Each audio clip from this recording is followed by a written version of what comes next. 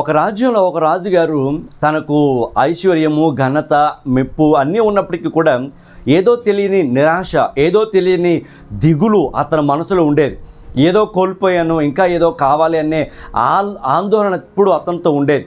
అతని దగ్గర పనిచేసే ఒక సేవకుడు ఎప్పుడూ సంతోషంగా, హుషారుగా, కులాసాగా పనిచేస్తుండేవాడు. అది చూసిన రాజు ఆశ్చర్యపోయేవాడు. ఇన్ని ఉన్న నాకు ఏదో తెలియని దిగులు, ఏమీ లేకపోయినా ఒక పనివాడికి ఎంత సంతోషం ఎలా సాధ్యం అని ఆలోచిస్తున్నప్పుడు ఆ రాజుగారి దగ్గర ఉండే మంత్రి ఒకరోజు చెప్పాడు, అయ్యా ఇతనికి ఒక పరీక్ష పెడదాం, అతని పరిస్థితి ఏంటో మీకే తెలుస్తుందని. అతడు వెళ్ళిపోయిన తర్వాత రాత్రి ఆ సేవకుని ఇంటి ఎదుట ఒక మూట పెట్టారు. అందులో 99 బంగారుపు నాణాలు పెట్టి వెళ్ళిపోయారు.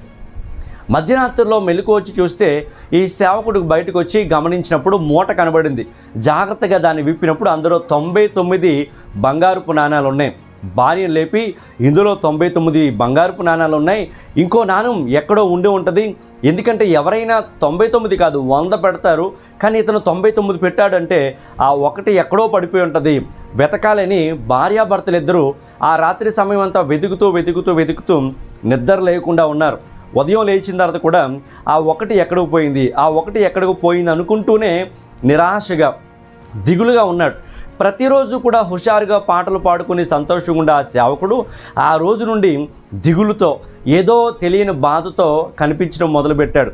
వెంటనే ఆ రాజు సేవకుని అడుగుతున్నాడు, ఏమయ్యా రోజు సంతోషంగా కనబడే నీవు ఈ మధ్యకాలంలో దిగులుగా ఉన్నావు ఏంటి అంటే జరిగిన సంగతి చెప్పాడయ్యా.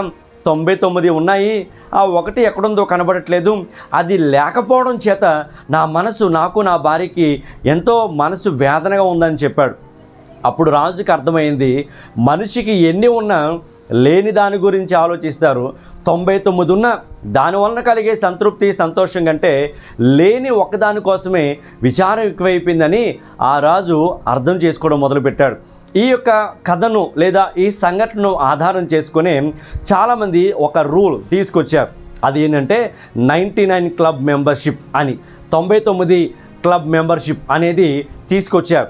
దాని అర్థం ఏంటంటే ఎవరైనా తమకు ఎన్నున్నా ఇంకా ఏదో అసంతృప్తి, ఇంకా ఏదో లేదు అనే భావనతో ఉంటే వారిని 99 క్లబ్ మెంబర్షిప్ అని పిలుస్తుంటారు.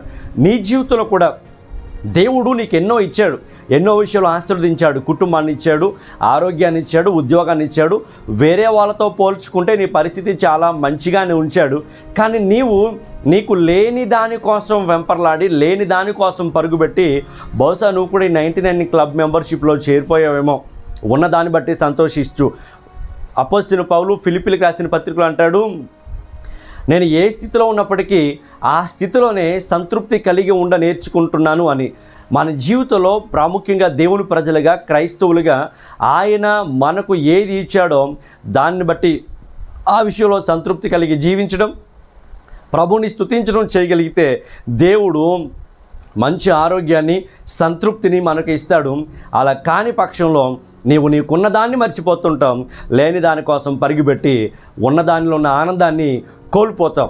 ప్రసంగి గ్రంథం 5వ అధ్యాయం 19వ వాక్యంలో కూడా ఉంది, ఒకడు ధనధాన్య సమృద్ధి కలిగి తనకు ఉన్న దానిలో ఆనందిస్తూ ఉండడం దేవుని ఆశీర్వాదం వలన స్థితి కలిగిందని ప్రజలు చెప్పుకుంటారు.